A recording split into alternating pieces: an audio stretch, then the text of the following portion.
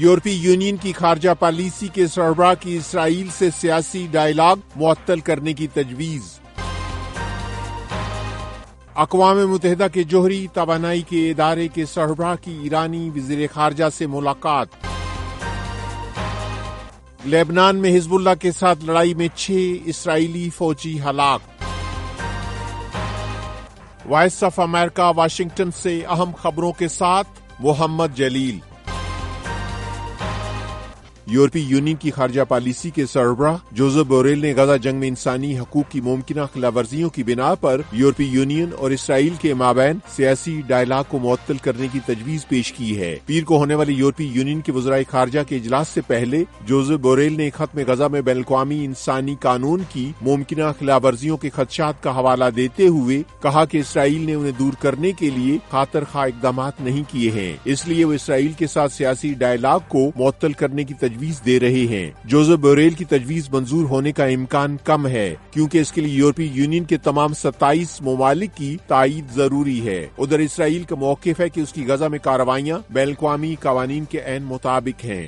اقوام متحدہ کی جوہری توانائی کے نگران ادارے کے سربراہ رافائل گروسی نے ایران کے وزیر خارجہ سے تہران میں ملاقات کی ہے۔ ملاقات کے دوران ایرانی اعلیٰ سفارتکار نے کہا کہ ایران کبھی دباؤ یا دھمکی کے تحت مذاکرات نہیں کرے گا، لیکن سوشل میڈیا پر ایک بیان میں ایرانی وزیر خارجہ عباس عراقچی نے کہا کہ ایران عالمی جوہری توانائی کے ادارے کے ساتھ تعاون کو جاری رکھے گا۔ اقوام متحدہ کی جوہری توانائی کے نگران ادارے کے سربراہ ایرانی حکام سے بات چیت کے لیے بدھ کو تہران پہنچے۔ جوہری توانائی کے عالمی ادارے کا کہنے کہ ایران مبینہ طور پر افزودہ یورینیم کے ذخیرے میں اضافہ کر رہا ہے جو جوہری ہتھیار بنانے کے لیے استعمال ہو سکتا ہے، لیکن ایران کا موقف ہے کہ اس کا جوہری پروگرام پرامن مقاصد کے لیے ہے۔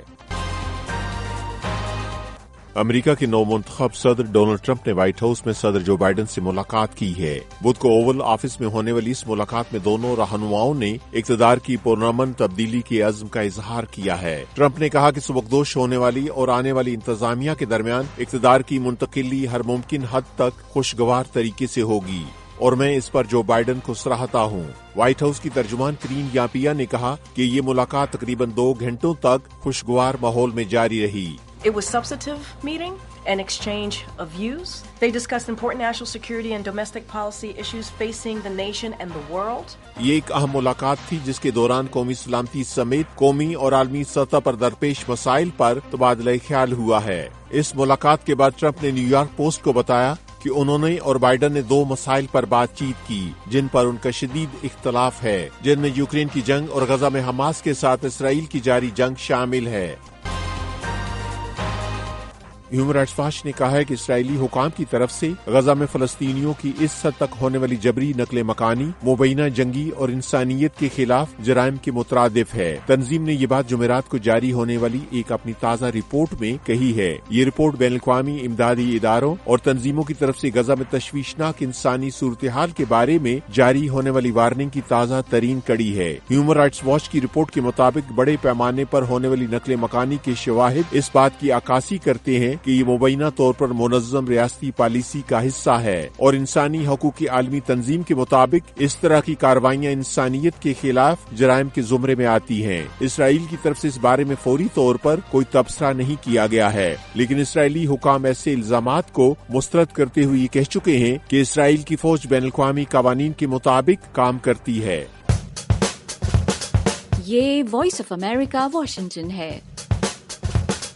لبنان کی عسکری تنظیم حزب اللہ کے ساتھ جاری لڑائی میں اسرائیل کے 6 فوجی ہلاک ہو گئے ہیں۔ اسرائیلی فورسز کے لیے حزب اللہ کے خلاف جاری لڑائی کا یہ مہلک ترین دن تھا جب بدھ کو یہ اسرائیلی فوجی سرحد کے قریب لڑائی میں مارے گئے۔ اسرائیلی فوج نے ایک بیان میں فوجیوں کی ہلاکت کی تصدیق کی ہے۔ 30 ستمبر کو حزب اللہ کے خلاف اسرائیل کے شروع ہونے والے زمینی آپریشن کے دوران اب تک 47 اسرائیلی فوجی ہلاک ہو گئے ہیں۔ وائس آف امریکہ واشنگٹن کی اردو سروس سے خبروں کا یہ بلیٹن اب ختم ہوتا ہے۔ میں ہوں محمد جلیل اور ایڈیٹر تھی سارہ حسن۔